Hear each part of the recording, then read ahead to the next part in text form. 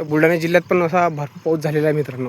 तर काही काही ठिकाणी समजा अजून पण काही काही ठिकाणी समजा कमी पडलेला आहे आणि काही काही ठिकाणी असा भरपूर प्रमाणात पडलेला आहे.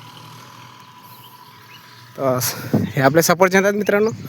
पाहू शकतो तुम्ही कशा प्रकारे झालेले आहे. आता आम्हाला म्हणजे आता ड्रिंचिंग दिलेलं आहे, मी खत गीत दिलेलं आहे, फवारा दिलेला आहे आणि याच्या बाद याला एक फवारा मारावा लागणार आहे, तो पण बुरशीनाशकचा.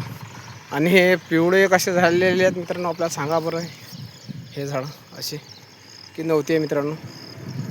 तुम्ही सांगा मित्रांनो कोण की तुम्हाला सर्वात जास्त माहीत आहे शेतकरी मित्रांनो. मी काय समजा आता 6 ते 7 महिने झाले मित्रांनो व्हिडिओ काढायला सुरुवात केलेली आहे आणि कॅमेरावरून बसवलेला आहे. हे बघू शकतो हे झोपडीत आम्ही 2 टाक्यात संत्रा आहे. तर लवकर सांगा आम्हाला, कमेंटमध्ये कळवा मित्रांनो. तर आम्ही आता तणनाशक मारतो आहे सोयाबीनचं.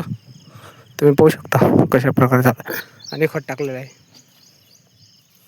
हे बघा टाक्यात